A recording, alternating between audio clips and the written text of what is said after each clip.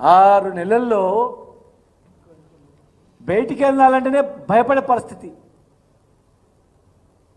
ఫోన్లలో విజువల్ చూస్తే వణికిపోతున్నారు. వెంటాడి నరకడం, భయం లేకుండా పట్టపగలు. అసలు నిన్న జరిగినటువంటి సంఘటన మహిళ షాద్ నగర్ చూస్తే మా జిల్లాలో అతి దారుణం. ఈ 10 సంవత్సరాల్లో ఇటువంటి సంఘటన ఎప్పుడు వినలే.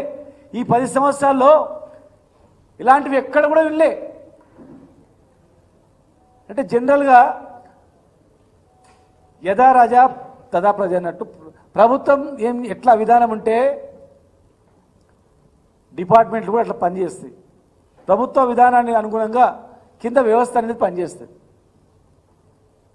ప్రభుత్వ పాలసీ ప్రకారం పనిచేస్తుంది. నేను అనుకుంటా ఉన్నా మరి ఇప్పుడు ఈ ప్రభుత్వ పాలసీ అందరినీ భయపెట్టేయడము,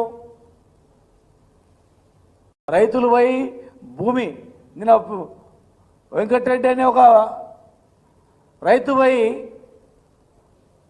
దౌర్జన్యం జరుగుతుందని మొదలుపెట్టుకుంటే వినకపోతే పురుగుల మందు ఆనికి పోయింది ఆయన. ఒక మహిళ దొంగతనం చేస్తే ఒక మహిళను పోలీసులు మొగోళ్ళు కొట్టి బట్టలు తీసి చెడ్డేసి కొట్టి మళ్ళీ ఇంటికాడ పంపించమంటే మగవాళ్ళని చెంపదెబ్బ కొట్టాలంటే కూడా భయపడేది. నిజంగా ఈయన నేరస్తుడో కాదో ఉట్టి అనుమానం మీద కొట్టొద్దు అని భయపడిన సందర్భాలు ఉండేటివి.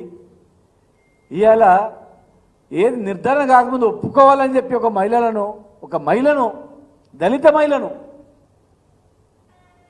ఇలా దళిత మహిళను బట్టలు ఊడదీసి కొట్టి ఇంటికి పంపించారు కొడుకు ముందరంటే దేశంలో ఎక్కడైనా ఉందా ఇలాంటి పరిస్థితి వ్యవస్థ?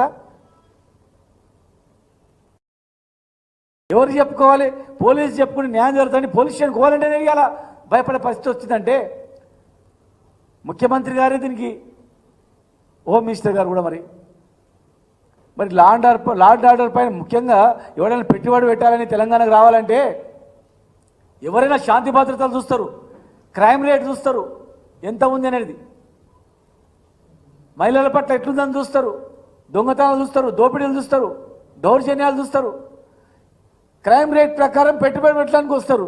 ఇలా ఎన్ని కేసులు? దాదాపు 2,13,000 కేసులు నమోదైనాయంట. అంటే దాదాపు 8-9% క్రైమ్ రేట్ పెరిగిపోయింది. దొంగతనం కేసును ఒప్పుకోవాలని 3rd డిగ్రీ పెట్టి కొడతారు. దౌర్జన్యంగా ఈ కేసును ఒప్పుకోవాలని బెదిరిస్తారు.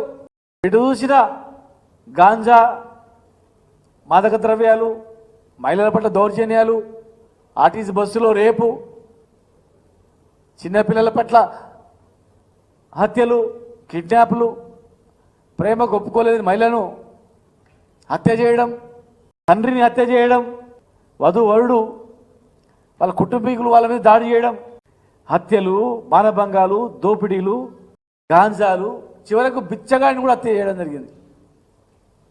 అంటే బిచ్చగాళ్ళు కూడా బయట తిరగాలంటే రాత్రిపూట భయపడి బతికే పరిస్థితి వచ్చింది.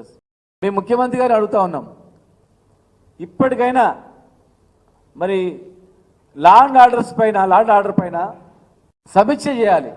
Please do subscribe to Please do subscribe to Please do subscribe to Please do subscribe to Please do subscribe to Please do subscribe to KTV Telugu.